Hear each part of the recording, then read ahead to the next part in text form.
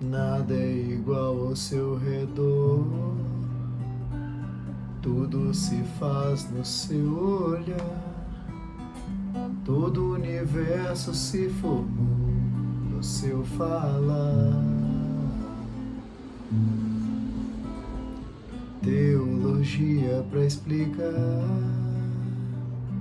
o Big Bang pra disfarçar. Pode alguém ter dúvida? Sei que há um Deus a me guardar, e eu, tão pequeno e frágil, querendo sua atenção. No silêncio encontro resposta certa então. Dono de toda a ciência, sabedoria e poder, ó, dá-me de beber da água da fonte da vida. Antes que o ar já houvesse, ele já era Deus, se revelou aos seus. Do crente ao ateu, ninguém explica Deus.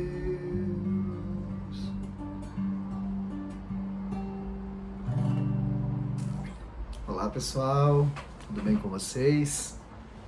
Começando mais um encontro, em nome do Pai, do Filho, do Espírito Santo. Amém. Antes de começarmos, como eu sempre peço a vocês, pausa o vídeo, peguem as Bíblias, se preparem, porque precisamos estar sempre focados e acostumados a manusear o nosso livro sagrado, não é mesmo? Bom, meninos e meninas, espero que vocês já tenham aí parado tudo, pegado as Bíblias, para a gente poder começar finalmente o nosso encontro nessa segunda-feira. Então vamos todos juntos, em nome de um Deus que é Pai, Filho e Espírito Santo. Pai nosso, que estais nos céus, santificado seja o vosso nome, venha a nós o vosso reino, seja feita a vossa vontade, assim na terra como nos céus. O pão nosso de cada dia nos dai hoje, e perdoai as nossas ofensas, assim como nós perdoamos a quem nos tem ofendido. E não nos deixeis cair em tentação, mas livrai-nos do mal. Amém. Ave Maria, cheia de graça, o Senhor é convosco. Bendita sois vós entre as mulheres, e bendito é o fruto do vosso ventre, Jesus. Santa Maria, Mãe de Deus, rogai por nós, pecadores, agora e na hora de nossa morte. Amém. Vinde, Espírito Santo, enchei os corações dos vossos fiéis, e acendei neles o fogo do vosso amor. Enviai o vosso Espírito, e tudo será criado, e renovareis a face da terra. Oremos. Ó Deus, que instruístes os corações dos vossos fiéis, com a luz do Espírito Santo, fazei que apreciemos retamente todas as coisas, segundo o mesmo Espírito, e gozemos sempre da sua consolação. Por Cristo, Senhor nosso. Amém. Em nome do Pai, do Filho e do Espírito Santo. Amém. Pessoal, o tema do encontro de hoje é Jesus mostra o reino de Deus por meio de parábolas. Vocês sabem o que são parábolas, antes de mais nada? Bom, eu não sei, talvez vocês não estejam habituados com a palavra. Parábola, em miúdos, é como se fosse exemplos, é como se fosse analogia, é como se fosse alguma história, algum conto que envolva que você tome de exemplo para ensinar uma lição para alguém. Por exemplo, quando a gente tem a parábola ou história, o conto dos 3 porquinhos, né? Lá a gente percebe que são 3 irmãos, eu não me recordo agora o nome dos porquinhos exatamente, mas enfim, eu sei que um fez a casa de palha, o outro fez a casa de madeira, salvo engano, e por fim o último gastou muito mais tempo, enquanto os outros ficaram brincando e tudo, e fez a casa de tijolos. Só que daí quando o lobo chegou, o que tinha a casa de tijolo sobreviveu, né? Teve a sua casa inteira. Então ele não é uma parábola que nos ensina sobre responsabilidade, sobre a importância de fazer as coisas com afinco, de fazer as coisas, ainda que tomem mais tempo do que a gente queira, mas que seja bem feito, que seja bem empregado os nossos esforços, né? E são parábolas porque elas são feitas normalmente para crianças ou para as pessoas de pouco entendimento. São formas de você fazer, promover uma reflexão de uma maneira mais simples, de uma maneira mais didática. E a gente observa muito claramente, a gente pega em Mateus, eu peço que vocês abram por gentileza, aqui no capítulo 19, versículo 14, tá? Se pegar no 13 até melhor. Então tá aqui, vamos lá. Então levaram crianças para que Jesus pusesse as mãos sobre elas e rezasse. Mas os discípulos as repreendiam. Jesus, porém, disse: Deixem as crianças e não lhes proíbam de vir a mim, porque o reino do céu pertence a elas. A gente também ouve muito uma outra versão, né, com outras palavras. Eu gosto muito dessa minha Bíblia, que ela tem um texto mais simples, mas é aquela assim, né? Deixai vir a minhas criancinhas, porque são delas o reino dos céus, ou então porque o reino dos céus é daqueles que se parecem com elas, enfim. O ponto é, o que Jesus quis nos dizer com isso? Que sejamos tal qual as crianças. Mas em que sentido, Vitor? Bom, no sentido de sermos inocentes, no sentido de sermos crentes também, porque vocês já observaram como uma criança, ao mesmo passo que ela é inocente, ela tem uma profunda fé, ela acredita cegamente nas coisas, com uma pureza de coração imensa. Vi de exemplos, não sei vocês, mas enfim, muitas crianças acreditavam em Papai Noel, Coelhinho da Páscoa, né? Essas coisas, assim, de uma forma tão fervorosa que para eles aquilo era tudo muito real e nada que as pessoas dissessem iriam dissuadir eles de que existia de fato o Papai Noel, que existia de fato, né, o Coelhinho da Páscoa, a Fada do Dente, entre outras. E também que a gente tenha essa humildade, essa sede de aprender. Alguns de vocês, muito provavelmente todos, provavelmente também vocês não devam se lembrar, mas os pais de vocês devam se lembrar, né? Quase todas as crianças têm aquela fase do porquê, né? Tal coisa é assim, assim. Por quê? Porque isso. Por quê? Mas porque disse, mas por quê? Né? A gente quer saber, a gente tem essa sede, essa vontade de buscar o conhecimento, de buscar o entendimento. E então, quando Jesus fala isso, ele quer que nós, fiéis, sejamos como crianças, em todos os sentidos, que nós tenhamos essa fé inquestionável, essa fé pura, essa fé lídima, essa fé que, independe do que as pessoas falam, a gente tem tanta certeza daquilo, e por mais que as pessoas coloquem aquela ideia como algo tão absurdo, pra gente é algo tão concreto, tão real, que nada consegue fazer com que a gente se desmotive dessa fé, dessa crença, né? Ao mesmo passo, a gente também tem que ter uma pureza de coração, tem que ser uma pessoa que não carregue consigo a maldade, que não carregue consigo a raiva, os julgamentos, os preconceitos, né? E todas as consequências que o amadurecimento de uma vida às vezes implica, que a gente acabe se tornando mais amargo, e esse amargor a gente deve deixar de lado.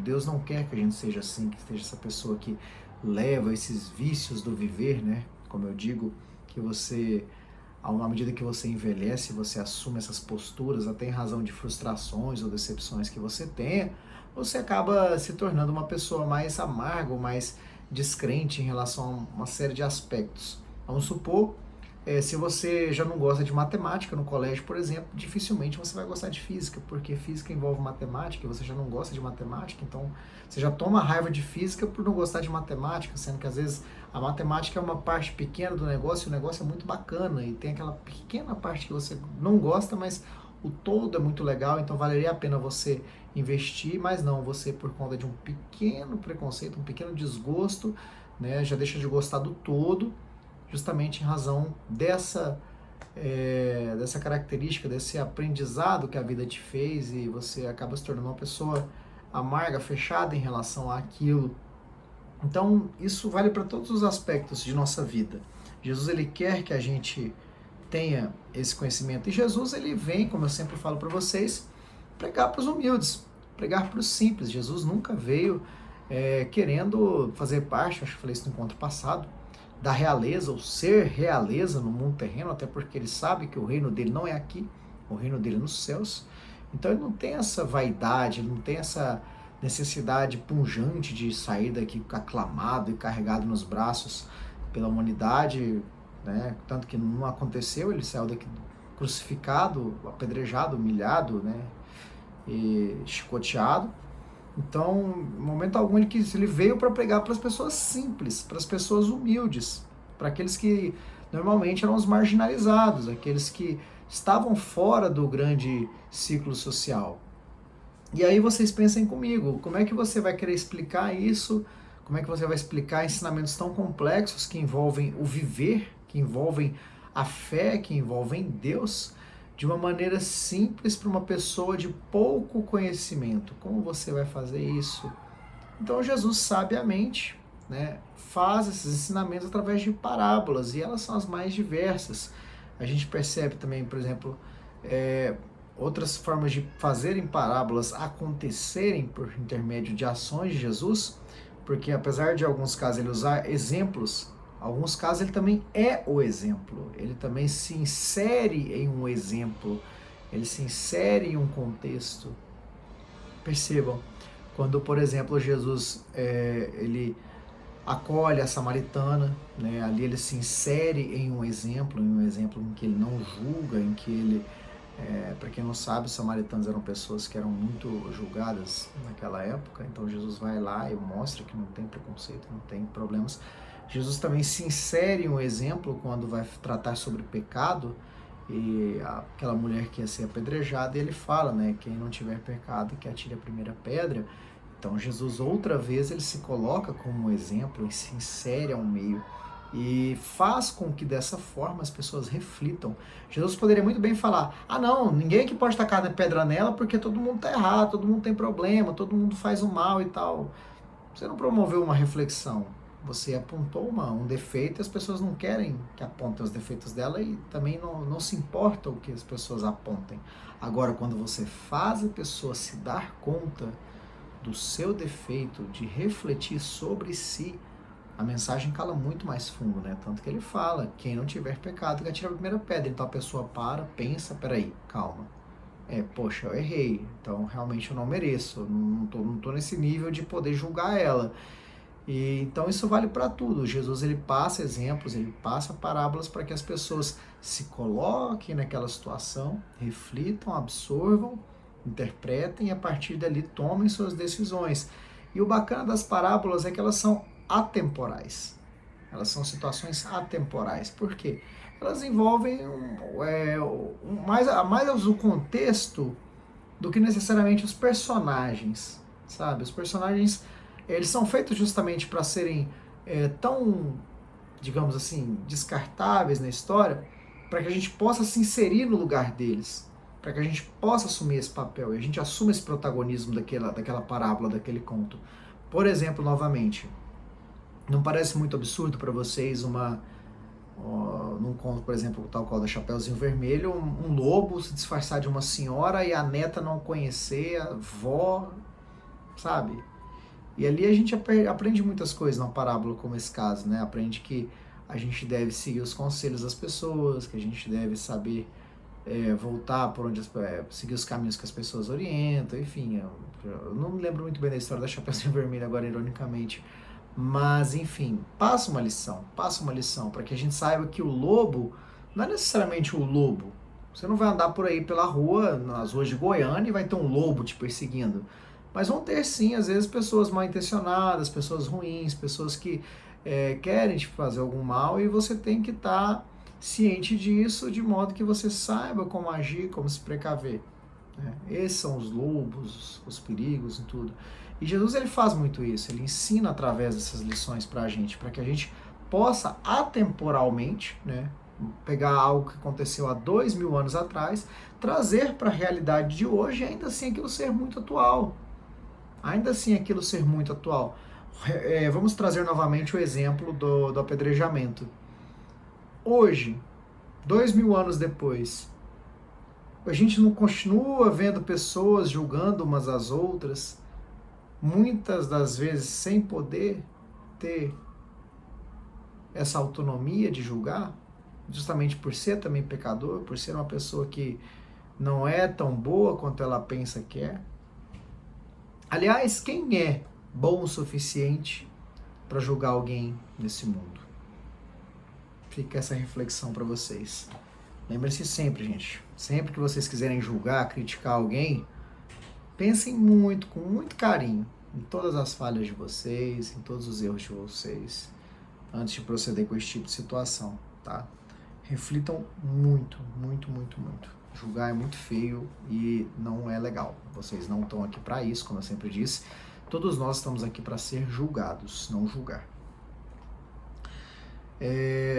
A gente pode observar alguns exemplos muito bacanas, né, sobre isso. E uma outra parábola muito legal que Jesus conta sobre a semeadura, do caso do joio e do trigo. É uma parábola, né? Quem que é o joio? Quem que é o trigo? Na opinião de vocês. Essa parábola eu não vou entrar muito em detalhes, mas vocês podem pesquisar. Até pesquisem ela na internet e lanço essa pergunta para vocês. Quem é o joio? Quem é o trigo? O que Jesus quis dizer quando nos pediu que separasse o joio e o trigo?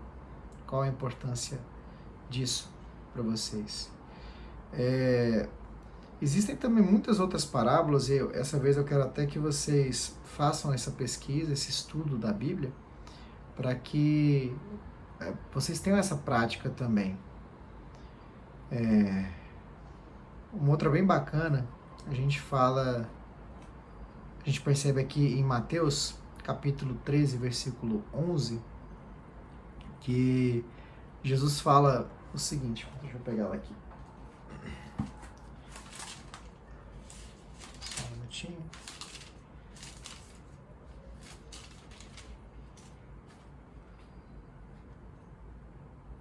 Vamos lá. Começando do 10. Os discípulos aproximam-se e perguntam para Jesus: por que usas parábolas para falar com eles? E Jesus respondeu: porque a vocês foi dado conhecer os mistérios do reino de Deus, mas a eles não. Então, gente, percebam, Jesus foi muito, muito claro aqui, né? Às vezes os apóstolos tinham mais conhecimento que aqueles que ouviam as pregações de Jesus, ou às vezes os apóstolos, por estar em contato direto com Jesus, tinham contato direto e mais constante, próximo, né? Porque quem ouvia a pregação também tinha um contato, digamos, direto. Mas enfim, eles tinham essa oportunidade que os outros não tinham. Eles tinham mais tempo, mais convivência, né, para trocar esse conhecimento que Jesus repassava. Enquanto essas pessoas ali não. Eram pessoas, às vezes, que não tinham esse tempo, não tinham essa oportunidade, iam ver Jesus ali pela primeira vez e talvez nunca mais veriam.